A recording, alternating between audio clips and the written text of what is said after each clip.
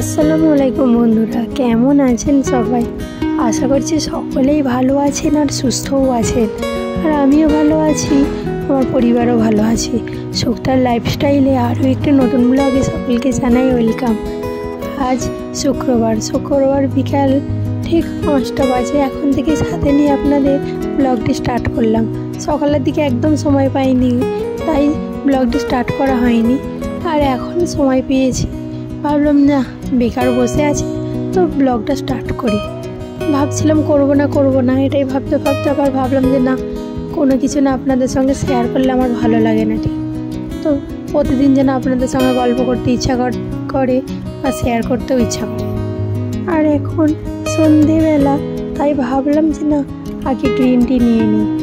একটু শুয়েছিলাম, ঘুম থেকে উঠে ভাবলাম গ্রিন টি আর একটু ছোলা ভাজা নিলাম। আর এদিকে এই যে মেয়ে দেখুন বদমাইশি করছে, ওদিকে খেলাধুলা করছে, আবার ওদিকে ধুলো কাদাও মাখছে। তো ওকে আবার বাড়িতে নিয়ে এসে পরিষ্কার পরিচ্ছন্ন করে ড্রেসও চেঞ্জ করে দিলাম। আর এখন দুধ ওর জন্য জাল দিয়ে নিলাম, কারণ ওকে একটু দুধ পিডিয়াশর দিয়ে বানিয়ে দেব। আর এদিকে চাও বসিয়ে দিলাম, যেহেতু সন্ধে হয়ে গেল, প্রায় 6টার মতো বাজতে চললো। 5টা বাজতে চাটা খেয়েছিলাম ঠিকই, তারপরে কিছু কাজকর্ম থাকে সন্ধ্যের আগে, এই যেমন ঝাঁট পালা দেওয়া, আরও অনেক কিছু কাজপত্র থাকে না, সেগুলো সব করে নিলাম। ওই কাজগুলো করতে গিয়ে প্রায় 1 ঘন্টার মতো লেগে গেল। আর এখন ঠিক সন্ধ্যে 6টা, তাই ভাবলাম না চা হতে প্রায় আবার 20-25 মিনিটের মতো লেগে যাবে। যেহেতু স্লো গ্যাসের ফ্লেম করে চাটা বসিয়ে দেবো, আস্তে আস্তে ফুটলে তবে চায়ের টেস্টটা বেশি ভালো হয়।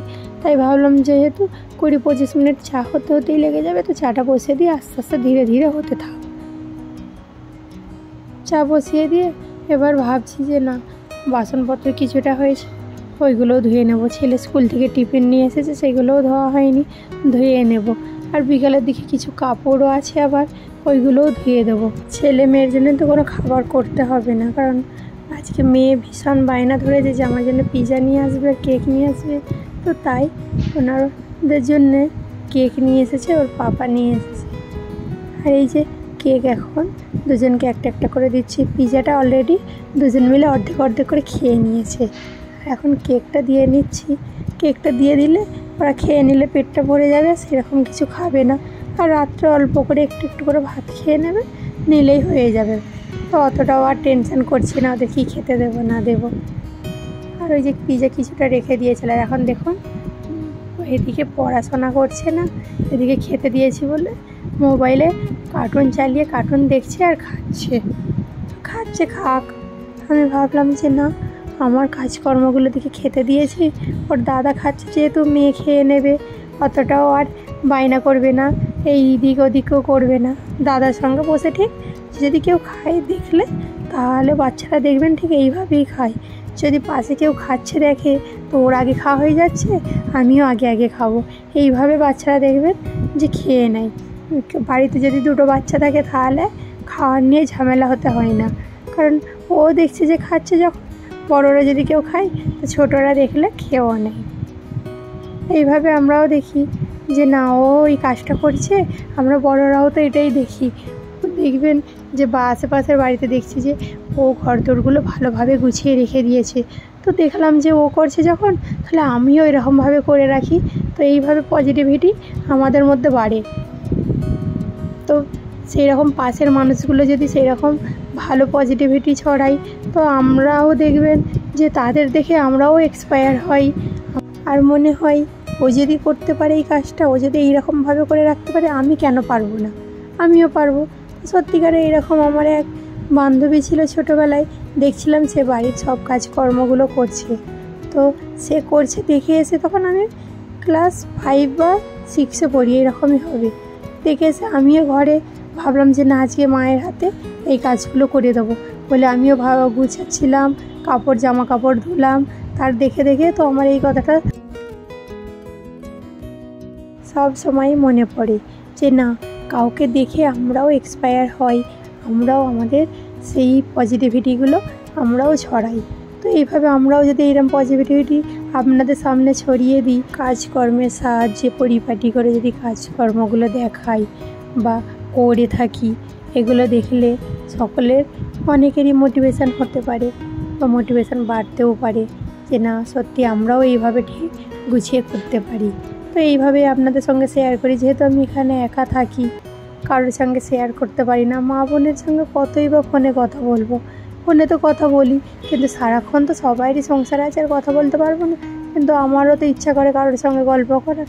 তো এইভাবেই আমি আপনাদের সঙ্গে গল্প করার চেষ্টা করি, যে এইভাবে মনের ইচ্ছাগুলো আপনাদের সঙ্গে শেয়ার করি। এই যে সন্ধ্যের কাজকর্মগুলো সব করে নিলাম, এইভাবে আমি প্রতিদিন সন্ধ্যের কাজকর্মগুলো করে থাকি। আর এই যে দুপুরে মাছ রান্না করেছিলাম আজকে, মাছের ঝোল সেটাই অনেকটা ছিল, ফুটিয়ে নিলাম। আর ওদিকে তো পেঁয়াজ কেটে রেখে দিলাম, দেখলেনি। আর আজকে আমি ডিনারে নিয়েছি ওই যে চিলা বানিয়ে নিয়েছিলাম, বেসনের চিলা বানিয়েছিলাম। আর এখন আমার নাইটিংস রেডি করছি। এখন এই ঘড়ির কাঁটে ঠিক রাত 10টা বাজে।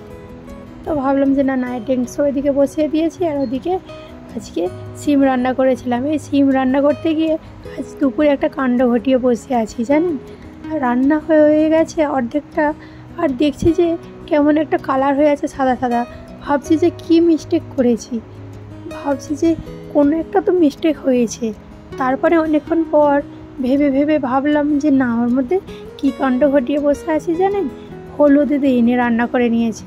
তো একটু বাকি ছিল, তখন হলুদটা দিয়ে নিলাম, দিয়ে আর একটু গরম জল করে দিয়ে দিলাম, যাতে না হলুদের গন্ধটা হয়। তবেই গরম জল করে ফুটিয়ে পুরো শুকনো করে সিমটাকে রান্না করে নিলাম। আর এদিকে অনেকটাই ডিম ভাজার আছে, তাই তাড়াতাড়ি করে ডিমগুলো ভেজে নিচ্ছে। নিয়ে আবার ওদিকে কাপড় যেসবগুলো ধুয়েছিলাম ওইগুলোও উঠিয়ে রেখে দিয়েছি। তো ভাঁজ করে আর গুছিয়ে রাখা হয়নি যে যার জায়গায়, তো ওই কাজগুলো করতে হবে। আর ওদিকে ছেলে মেয়েকে পড়তে দিয়েছি, কি করছে কেই বা জানে, গিয়ে একবার দেখতে হবে যে পড়ছে কি না।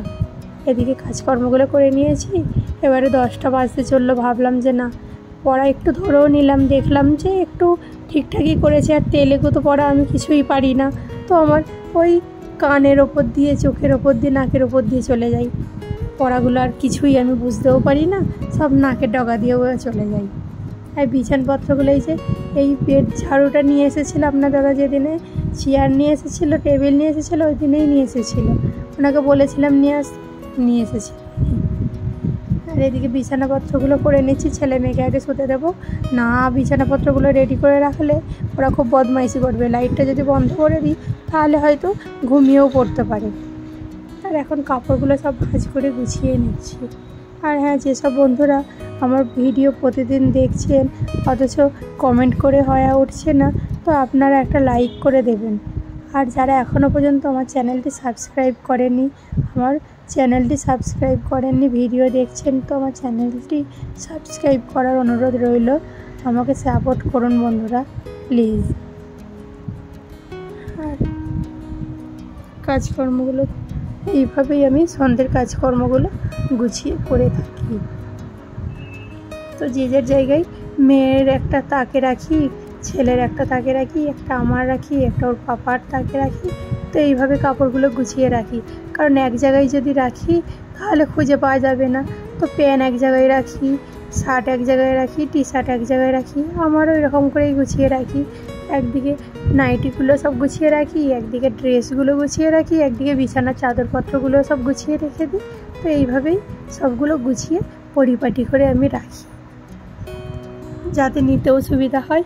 আর বাচ্চারাও যদি নিতে চায় তো তাহলে আর ফেলবে না, একটা করে নিতে পারবে। আজ ব্লগটি এখানেই শেষ করছি। সকলে ভালো থাকবেন, সুস্থ থাকবেন। আল্লাহ হাফেজ। ব্লগটি কেমন লাগলো একটি কমেন্টের সাহায্যে জানাবেন প্লিজ।